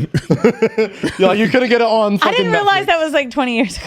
It was a long fucking So time long ago. ago. Yeah, I was in high school. So long ago. When I first watched Put the that CDs shit. on CDs on the floor. But I will tell you though, VHSs, all that peeing shit. like videos are so weird. Like when I watch like gangbangs and like sometimes piss comes out, I'm like, whoa. Like I have to take Yeah, my I don't- hand I off don't- of my pussy and be like, I'm finished. Like I don't got Jesus. experience in that realm. what, yeah. peeing or gangbangs? Either. Gangbangs. I feel like you would join a gangbang Wow. for fun. Wow. Not for nothing. Like Low, Kinda agree. every time I'm out with Low, Kind of agree. just hear me out. You're a lot of fun to party with. I party with you often. Very true. It's late night shit. And I just feel like if somebody was like, yo, we're about Low to fuck seems this like bitch, Low would be like, okay. Would you not? You could talk low into a lot of things after a Edit, certain don't make this a clip. I don't know what you're talking about. No, I'm very fun. Like, if I'm, yo, Weezy, okay. You know what? Yo, my blood pressure is going up again. I'm so sorry, but like you just seem like No, a gangbang like I'm not- participant. Like maybe you'd have a mask on. I'm not a Weezy. Yo, wear your fucking mask on every episode. I'm not a God damn it. gangbang person. I'm a very fun person. I'm not saying I you're a go with the gangbang person flow. like on the weekend. I'm just saying if it happened on the to weekday be either. Weezy, I understand what you're saying. You see why I feel so vanilla around I know you're Weezy? understanding what I'm saying because you would do it. Who's in the room? You got to know the lineup first. Who's gonna be there? I was about to. Who all gonna Okay, be there? fair. Would you have to do it with your friends or would you rather random niggas? Oh no! We're not. Wait, so time out. No. We're not. Yes. No. I feel like that's I know where this is important, going. I do feel. Well, I'm not gonna hold you. You do seem like the type that could be talked into this type of thing by somebody you're cool with. Like, do you think? Let me ask you this: would it be based on the attractivity of the woman or how like nasty the situation is? Fuck me. Shit. And her too much and him. How did I get too much this swords, situation? yo. All right, objectively and hypothetically speaking, Well, what's the objective here? yes, the attractiveness of the woman is a huge factor. Oh no. Really? Hypothetically, yeah. Why'd Even you if say it's I just don't know? one, Huh? Even if it's just one. It has to be more than one. That's If we're doing one. that, Oh, that's an orgy then. I think a gangbang is when it's It's one like, woman. yo. An Yeah, when orgy it's is when just it's yeah, I can't do the. There's one star of the show. one- Oh, you don't want to like wait and have to keep it up and jerk off. The two. No, They'll turn that's this what they be doing in the gangbang Why are we porn. doing this on the anniversary show? Is this your your This is the 1 year anniversary? anniversary show. Exactly. Oh my God, happy anniversary. But so in gangbang porn, everybody. Basically, what I'm saying is, it do be niggas standing around have to like jerk off to like wait. And I think the wait your turn thing is hard. I can't. Imagine waiting in line like the sneakers app. And they catching the L because she wants to leave. She wants to leave. Like, hold this L. Like, That's actually really fun. Yeah, oh nah, my couldn't God. be me, Change the bro. topic, please. Could So not, an orgy for you. Or yeah. Okay. could not be me. I'm more of an orgy. No, I've never participated in either. If you're interested in an orgy, I interview this place a lot. We've like have a relationship with them. It's called NSFW. It's a sex club. I've never had sex there, but like I've been there, and you can go partnered, and then you kind of like swap around, and that shit is cool. Really? You seem intrigued. No, I didn't know. Really? I didn't know you. I too am a partner. I didn't know you can sign up for orgies like it's fucking Yes, like say it's there was, like, a DoorDash or fee. There's a something. lot of shit you can sign up for in New York City that you do not know about. Listen, man. I mean, they give you sanitizer at the door. I've been off the streets for a mighty long time, so Yeah, so anytime I hear these combos, I'm like, you know. you don't say. I turn into like a dad real fast. I'm like, you don't Kaz, you say. know there's a fucking sex club in New That's York. like, come on, Not like, like- don't but act like- like you don't know. No. I'm thinking I'm very eyes wide shut when it comes to like sex clubs and like my imagination on all that stuff, right? Like, Okay. it didn't occur to me that like, oh, it's 2021. I'm sure there's like an app you can literally just sign up for. Yes, Oh, there they is. do. I don't think they have an literally app, yes. but they have a community of like 5,000 people globally. Yeah, I it's only not know like a because I like Discord recently chat you interviewed can them. hop Oh, no, in. I mean, like, you. But it's super there. interesting. It Like definitely they'll is do there. like certain type of nights and stuff. And he was saying like, I did it for the TV show I just came out with, right? So basically, I talked to couples Shout out like that Fuse. were there. Shout out MSG. That's right. Shout out to for giving me a fucking show I've been trying for years. Yes, But sir. anyway, I basically got in like bed and would like talk to people there. And it was interesting because like the single people that were there like were super ready to fuck. Right. And the couples that were there were like way more reserved. Just like, we're here to watch. Or Like the single people was like, I'll fuck anybody. let's tonight. go. So you can like literally just sign up just to like watch, like as a spectator. You can go to be a voyeur. You don't have to have sex. So like because there's like people get off like by doing these that. places are completely legal, right? Because basically they I don't was about to sell say, like, sex. Okay. So they sell entry into a place with like-minded people. So these people are That's a beautiful loophole. That is right. That's a It's not beautiful legal loophole. everywhere. Yeah. But it is legal in New York. You can't sell alcohol in places like this, so they are BYOB. But the Okay. place is like classy enough. To I really would provide figure it. you would go in there focused though. Like I don't think you need that. Oh, hell no. What do you nigga. mean, No, like an we be Adderall? What do you mean? No, like No, I nigga, mean- go in there lit. Like, Who we're trying to doesn't get go into a cracking. sex? Like I've got to keep it sober tonight. I can't do this tonight, but you're in a sex Whoa, club. Like, nigga, whoa, you don't Poland Spring, Is there- please. is there- Pour up, nigga. So is there any sort of like waivers that you sign like for any of these? Like what? Why are you looking Chlamydia? at me, nigga? I haven't been. I'm Ask asking, her. no. What kind of waiver are you talking about? I'm listening. If I'm going into a club where I could possibly either Kaz. catch something or Catch I don't know You're these. thinking way too much now. Listen, You're thinking way. Nigga, Don't remember it's a Chappelle show, sex The club. Love It's a Contract? sex What do you club. think you're going into? Mount Sinai to have an orgy? Like, bro, it's a is sex there a club. It's not waiver they could hospital. sign? Do It's they- a sex club. The lights are I'm just- out. There's toys all around. I'm just But thinking when you there's think so many ways that this can go wrong.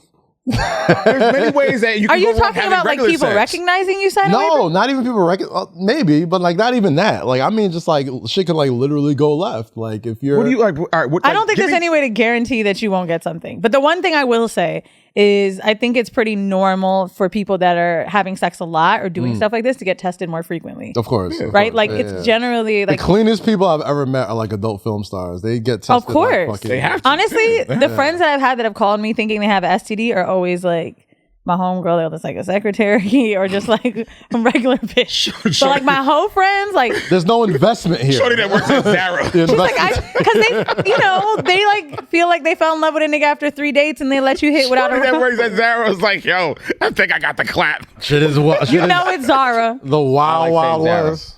Zara. I like saying Zara. It's Zara. Oh, anyway, Zara. Get a TV show turned. Sound. Yeah, you know to say shit. God damn. But nah, Weezy, I really appreciate you opening up your doors for us for our show. Thank you. I've had to open my legs to be able to open. Why are you pointing at me? He went opening up like this. No, I mean opening. What is this episode? It's not the 1 sex year. episode. The sex is so like it took a turn. We had Wyclef talk about Haiti, and now we got Are this you serious? Yeah, it was. He talked like about a lot of 30, deep shit. 45 minutes. A lot of deep shit. Can you cut this? Can No, this is It's called fantastic. duality. You guys made me sit out. What do you think we were going to talk about? No, you walked in. Entrepreneurship? I could have just have you sit on the side. I'm like, hell no. I'm like, come in. oh, yeah. And Rosie couldn't make it today, so I'm like, Hell this is a yeah. perfect Okay. time. So Well- fuck planning. This is the best type of Yeah, I mean, it's the anniversary show, podcast too. content. Thanks. God damn it. Anniversary. But no, you are, for all the legs you've opened for your podcast and everything, you have created a great space in New York City for people like myself, for creatives to come in No, same. and create shows. And man, it's incredible as a black woman to be a black business owner. Shout out to Alex as well. Yeah, it feels. And, I'm glad you guys are here. I was just saying on Twitter, like, Yeah, we were talking about. yeah, it like hit me last weekend. Like, you guys know we were super booked. I felt so bad because like we hadn't really structured everything for like back to back stuff. That's why they gave me shit last week for being late. I felt so bad.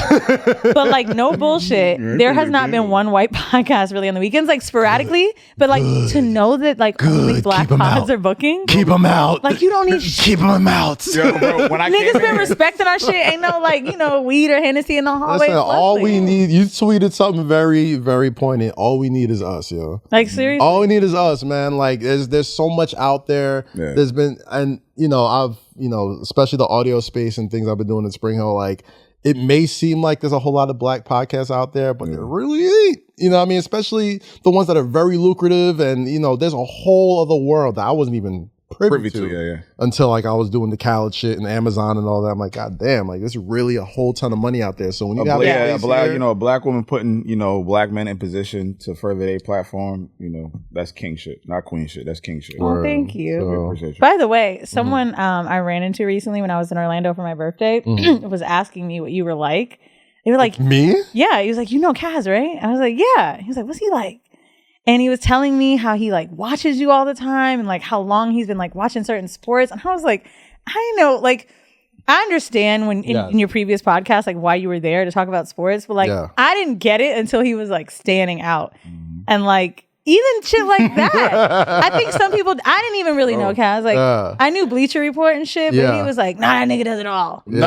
And one thing about Kaz is like, so diverse, so, just skilled and so mindful of everything. But that man knows his shit, whether it's wrestling, whether it's music, whether it's sports or just like life shit. This man knows his fucking shit, which is why like I came onto this podcast because I felt comfortable talking about these things. Yeah, I do like talking to smart people. Yeah, like, yo, bro, this, and that's fine. But that's, that's my guy. Rest like, my inflated this man, head. like, we'll talk about Marvel comics and then go straight into some shit about fucking Jay-Z's first album and then go right back to March Madness. Except gangbangs. Except Yeah. No, listen. We'll talk about, me and you can talk about that, but this nigga ain't gonna do it. He was like, I am still like, trying to get my TV money. Hey man, catch me on MSGPM Fuse tomorrow like night he gets- after Knicks and Sixers. I'm sorry, your daytime TV. That's right. Yeah. damn You're Michael right, Strahan. listen. I definitely asked for my nigga limit on Fuse. I was like, so how many times can I say nigga? Can I say can I say fuck? Can I say pussy? They were like, I've had the same conversation with MSG folks like before I started the show. They're like, listen, like we know what you've done. Like we don't want you to limit your talk or whatever, but just when you're on us, like please don't. Yeah. And it's been like Yeah, at least 2 or 3 times I'll almost like what do you say? Like shit? Like shit, fuck, or well, not after a game, like not after post game. Yeah. Like that. But yeah, no, it's Like you've almost said nigga? I can't say nigga on MSG. No, but I mean, like, if I'm talking about myself, I feel like you'd be like, I nigga hit the shot. Like I can't. but you supposed to say, like, my friend, you had a great game. Yo, you know how many times I've wanted to say nigga on Apple Music? Oh my gosh. Yo, my nigga, this song is, and I have to like scale it back. But like, yeah, you know, straight from Harlem, New York City. I had to code switch so, but I've learned it. The so mainstream voice and the podcast voice is so different. Oh my So God. wait, Like, you bro. can't say nigga on Apple Music. I can't curse on Apple. Oh, it's Apple Music. I don't understand. Can't say shit, bitch, fuck, nigga, damn, none of that. Hell. You can't say damn? Can't say none of that. Yeah, I've said damn in But hell. the- But I've learned it. I've learned how I've to definitely like, gotten I've drunk learned- on MSG once on my birthday. Oh, yo, listen. You know what I mean? Yo, you know how many shows I've done drunk? They let me like pop champagne. They're like, you should probably Bro, like no, put it to the bro. side. I'm like, it's my birthday. It's fine. I'm Wait, not where do gonna- you do it from? A station? Who? When you record it? Oh, they Okay, used to- now we do it. Now I'm at home when I Right. But like before, like we'd be in the studio and you know, in Jungle City. on Union Square. Jungle City's nice. Yeah, well, yeah, that's where we were the first 4 years, and then we moved to Union Square because we have our own building. Nice. Oh, excuse me. Oh, it's Apple. I get it. So they can afford it. I'm sure they can fit the It'll bill. be fine. Nah, Did but you like, used to work at an Apple store? Huh? He didn't work what? at an Apple store. Huh? He didn't work at an Apple store. No, Do you know I'm what not the trying fuck to. I do? Somebody told me I'm not even kidding. Someone told me like that you like started from like some they were. she said Low something used to like- work at a hotel. I where he was started the his front blog. desk manager at the Doubletree Hotel in New Brunswick, New Jersey. Okay, a bitch Now- told me this at Blogging. Last Lap years ago. She was like, "Yeah, you know, he used to work at the Apple store, and then he started from the You bottom." see how lies just get spread? An Apple stories get store? I spread? swear, dude. She told me you like started from the, and then they discovered you from there. That's how you worked for Apple. What was I beatboxing while I'm fixing somebody's computer? There's somebody out there That with a thinks I hat. worked at an Apple. Bro, That thinks no, they're my, you. yo, my, kidding. Let me run down my start for the young lady that might be watching. Oh, God. No, I didn't work at an Apple I store. love the story. It was like started from the I bottom. Now worked you're at a front desk hotel in New Brunswick, New Brunswick, New Jersey. It's called Doubletree Hotel. I was a front desk manager, and I would blog from that desk. I got fired for doing that shit. Then I started party hosting. Party hosted at Santos Party House, SOBs, started Palooza, did Trap BET. Karaoke, did BET, and now I'm at Apple Music since 2015. So no, Co-host man. of Rap Life Radio Wow. with Rap Ebro. Life so Radio. you Jessica. didn't fix screens. My screen is still fucked up. So like, no, I never shit. worked at an Apple store. I never will work at an Apple store.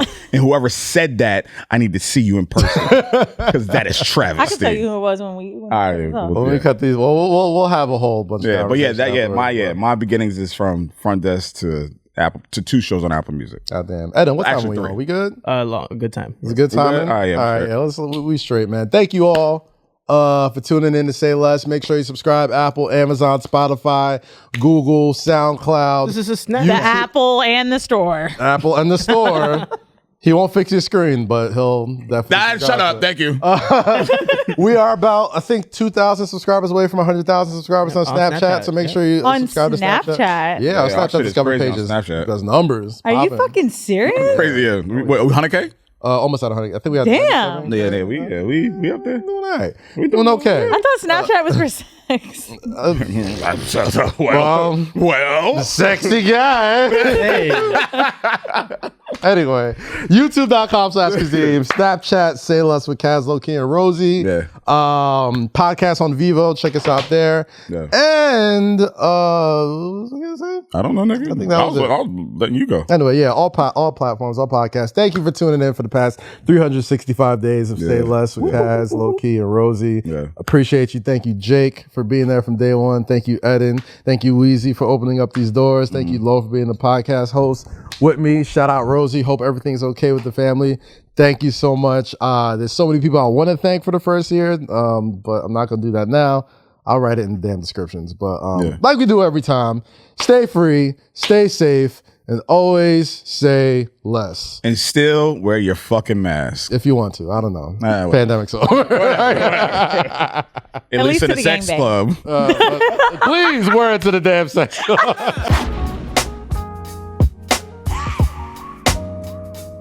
It's a new year.